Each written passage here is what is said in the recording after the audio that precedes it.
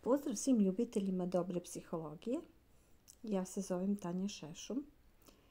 Ovaj kraći video će vas upoznati kako stoička filozofija ili filozofija stoicizma, koja je u osnovi kognitivno-behavioralne psihoterapije, pa samim tim kako i kognitivno-behavioralna psihoterapija, pre svega racionalna emotivno-behavioralna psihoterapija, smatra da se osoba treba ponašati sa uvredama. Prvo ću vam pročitati Senekine reči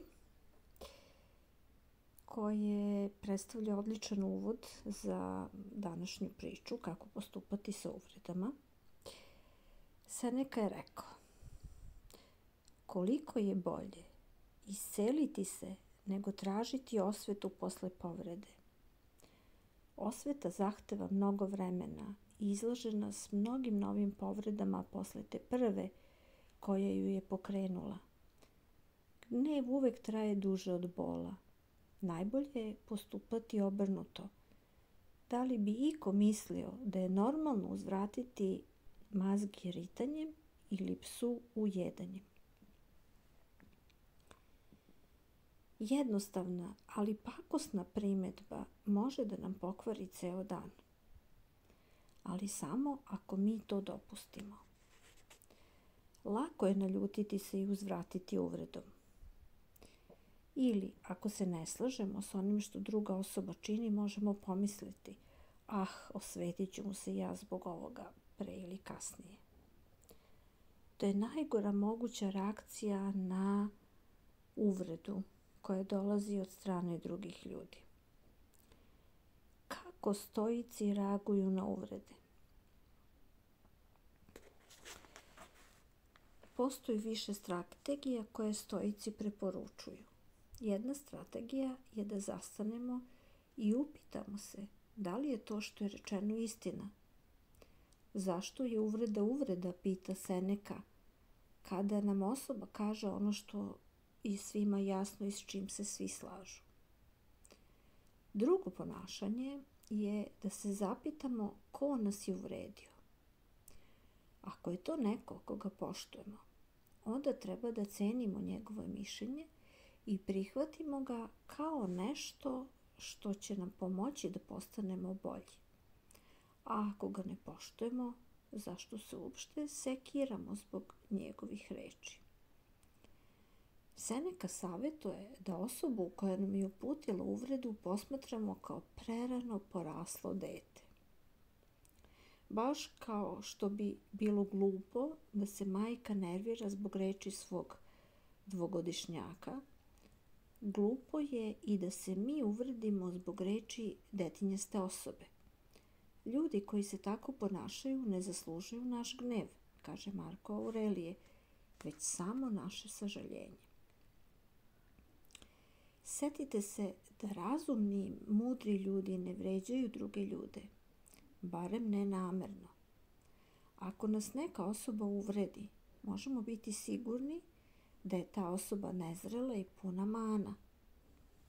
Bilo bi glupo kada bismo se uvredili zbog psa i potom celog dana mislili: jao, meni tom psu se nimalo ne dopada. Misli se na situaciju kada pas zalaje na nas. Marko Aurelije ljude koji ga vređaju vidi kao lekciju. Kakav on sam ne treba da bude. Najbolja osveta je da ne ličim na onoga ko mi je naneo uvredu. Najbolja osveta je da se smirite i budete bolji primer ili bolji čovek. A kako da reagujemo kada se neko sukobi sa nama? Stoici kažu humorom, a ne uzvrćanjem uvrede. Našalite se, umanjite napetost.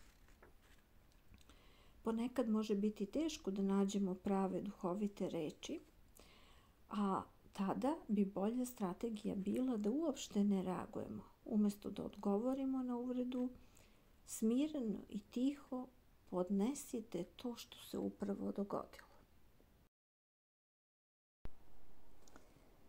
Kada se susretnete sa uvredom, setite se veštine spokoja koju želimo da razvijemo. Ona nam omogućava da sve prihvatamo u hodu, pošto ponašanje drugih ljudi, a samim tim i ono što oni govore, nije pod našom kontrolom i ne možemo promeniti ono što se upravo desilo. Pošto je stvarnost takva kakva jeste, najbolje je da je prihvatimo. Zato je najbolje da ne pokazujemo nikakav otpor uvredi. Nemojte krenuti u protiv napad ili odbranu ili povlačenje. Pustite da uvreda prođe kroz vas, kao da niste tu. Ne pružajte joj nikakav otpor. Kao da nema nikoga ko bi se uvredio. Na taj način postajete neranjivi. Uvreda prolazi kroz vas. Ta druga osoba nema moć da kontroliše kako ćete se vi osjećati. Međutim, ako želite, možete staviti toj osobi do znanja da je njeno ponašanje neprihvatljivo. U nekim situacijama je to možda i potrebno. Moramo naučiti decu kako da se pristojno ponašaju. Kada dete ili čak student prekine čas vređajući učitelja ili druge učenike, učitelj mora da ga prekori kako bi sačuvao atmosferu na času. Prekor nije emotivna reakcija na uvredu, već racionalno odabran postupak koji će pomoći prestupniku da popravi svoje ponašanje i obezbedi odgovarajuću atmosferu na času. Takođe postoji strategija da se držimo Epiktetovih reči. Uvredu ne čini osoba koja vam se obraća ili vas napada, već ocena koju vi donosite o toj osobi. Dakle, uvredu ne čini osoba koja vam se obraća ili vas napada, već ocena koju vi donosite o toj osobi. Dakle, možemo biti uvređeni samo ako dopustimo da se to desi. Ako nam nije važno šta drugi misle, nećemo se ni osjetiti uvređeno. Uostalom, postupci drugih ljudi nisu pod našom kontrolom, tako da su u krajnjoj liniji neutralni. Zato je najbolje da ne marimo mnogo o tome šta drugi kažu o nama. Šta oni znaju? Evo šta Marko Aurelije kaže o tome. Uvek me čudi s kolikom lakoćom volimo sebe više od bilo koga drugog, a opet cenimo mišljenje drugih ljudi mnogo više nego svoje sopstveno. Koliko značaja pridajemo mišljenjima drugih ljudi o nama, a koliko malo o našem sopstvenom mišljenju. Uzmite ove reči k srcu i nemojte suviše ozbiljno shvatati tuđa mišljenja o sebi. Uvežbavajte se da kao ratnik ili kao ninja eskivirate uvrede drugih ljudi, da one prođu kroz vas. Bićete uspešniji u prikladnom reagovanju, bićete jači, a možda ćete čak postati i nepobedivi. Ovo je jedna kraća priča o tome šta su filozofi stoicizma razmišljali na temu kako se treba ponašati u odnosima sa teškim ljudima, u ovom konkretnom slučaju u situacijama kada drugi ljudi iznose nešto što mi procenjujemo kao nepovoljno po nas i to interpretiramo kao uvredu. I kao što ste i sami vidjeli,